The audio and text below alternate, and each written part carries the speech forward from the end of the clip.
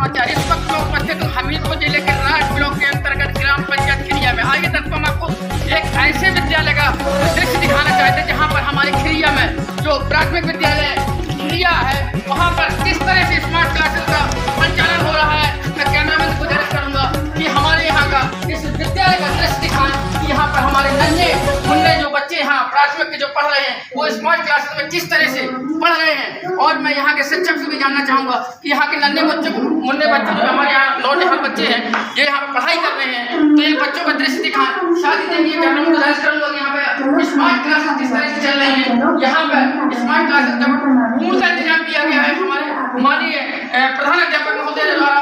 जो यहाँ के प्रधान अध्यापक महोदय रविंद्र कुमार सक्सेना जी हैं उन्होंने स्मार्ट क्लास की पूर्ण व्यवस्था की है कि हमारे नौनिहाल नन्हे मुन्ने बच्चे टीवी की सहायता से स्मार्ट क्लास की सहायता से शिक्षा ले सके।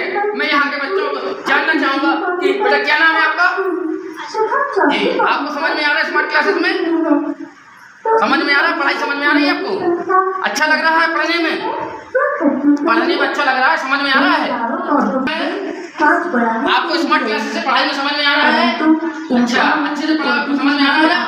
देखिए यहाँ के नन्हे मुन्ने बच्चे भी ये बता रहे हैं कि हमें स्मार्ट क्लासेस में जो दिखते हैं वही हम लिखते हैं और पढ़ते भी हैं और हमें पूरा समझ में आ रहा है। तो जैसे कि हमारे एक जो शिक्षा की नीति माननीय योगी आदित्यनाथ मुख्यमंत्री जी ने लागू की है उस पर हमारे मुख्यमंत्री महोदय ने जो शिक्षा नीति लागू की है उसमें हमारे बच्चों के लिए स्मार्ट क्लासेस का एक जो पुख्ता इंतजाम किया हुआ है उससे बच्चों की मेमोरी अच्छे से कैचअप की जाती है। बच्चों की मेमोरी स्मार्ट क्लासेस पढ़ते हैं बच्चों की मेमोरी तेज होती है और साथ ही साथ हमारे यहाँ के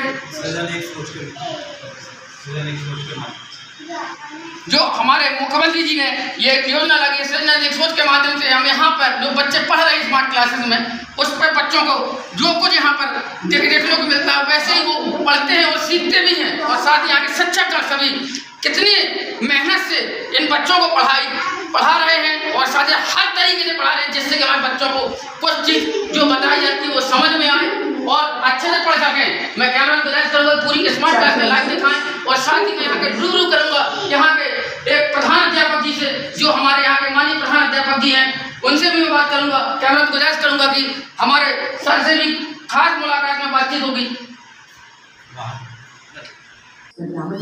सर आपका क्या नाम है? मैं रविंद्र नारायण जी, उच्च प्राथमिक विद्यालय 108 खिरिया राठ से। सर आपने जो स्मार्ट क्लासेस का यहाँ पे जो शुभारंभ किया हुआ है जो बच्चे स्मार्ट क्लासेस पढ़ रहे हैं जी, इससे आपको क्या लगता है कि बच्चों को जो इस स्मार्ट क्लास में दिखाया जाता है उससे बच्चों की मेमोरी कैच कर रही है या नहीं कर रही है? जी बिल्कुल कर रही है क्योंकि एक साइकोलॉजिस्ट का मानना है कि एक बच्चा 60% ऑडियो और 60% वीडियो और 40% ऑडियो से सीखता है।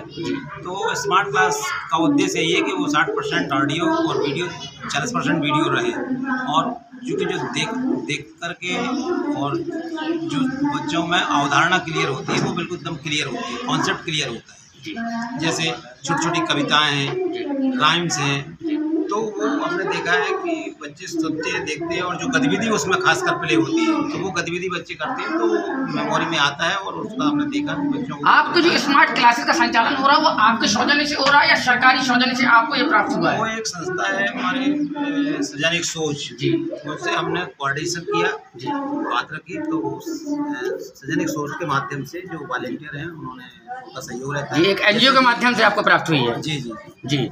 तो ये आपके ही विद्यालय में खिरिया में है या सभी विद्यालयों में है? जो भी विद्यालय खिरिया कुछ विद्यालय जो उन्होंने देखे कि जहाँ क्लासेस में जहाँ उनको ऐसा लगा कि हमको यहाँ या जहाँ प्रधानता अपने उसने कोऑर्डिनेट किया जी तो उस तरीके से। तो अब आपका क्या मानना है आगे अगर इस तरह से स्मार्ट क्लासेस चलती रहेंगी तो आगे बच्चों का पढ़ाई में मन ऐसे ही लगता रहेगा या कुछ उससे? बेशक इसमें कोई दो राय नहीं है जी। स्मार्ट क्लास का बहुत फर्क पड़ रहा है जी। बच्चे उसमें पूरे तन्मयता के साथ देखते हैं, सुनते हैं और चूँकि आजकल बच्चा मोबाइल से जुड़ा है, तमाम सारी गतिविधियाँ मोबाइल में देख रहा है तो उससे रिलेटेड जब चीज़ देखता है उससे भी लाभ होता है। हमारे यहाँ एक ब्लूटूथ स्पीकर है, उनसे भी हम कविताएँ पहले उसमें क्लियर करते हैं, सुनाते हैं, फिर जाकर के टीवी में दिखाते हैं तो उनका ऑडियो वीडियो के साथ हो जाता है। ब्लूटूथ स्पीकर का उपयोग करते हैं, इससे डिकोडिंग बच्चे को बहुत जल्दी समझ में आ जाती है क्योंकि अक्षर सिखाने के लिए डिकोडिंग बहुत ज़रूरी है। उसके बाद शब्द सिखाने के लिए भी डिकोडिंग बहुत ज़रूरी है। दिन में आपके यहाँ स्मार्ट क्लासेस कितने टाइम तक चलती हैं? करीबन 1 घंटा सुबह, 1 घंटा शाम के भी टेक्नोलॉजी जी। 1 घंटा सुबह तो चलती है जी। आपके यहाँ लाइट का पूर्ण प्रबंध है? यहाँ पे लाइट पर्याप्त मात्रा में रहती है? जी जी जी। जैसे कि हमारे प्रधान अध्यापक महोदय द्वारा बताया गया कि ये हमें एनजीओ के द्वारा शमपेम फेट में एक स्मार्ट क्लासेस चलाने का ये सुनहरा मौका मिला है। इसी के साथ ही मैं कैमरामैन से गुजारिश करूंगा कि एक बार पुनः बच्चों का दृश्य दिखाएं और साथ ही इतना ही नहीं पूरे स्कूल का भी दृश्य दिखाएं कि स्कूल में किस तरह से हमारे प्रधान अध्यापक महोदय द्वारा साफ सफाई का चाक चौबंद इंतजाम किया गया है। इतना ही नहीं सारे कमरों का भी दृश्य दिखाएं और यहाँ के शिक्षक जो हमारे हैं सभी बहुत मेहनती शिक्षक हैं।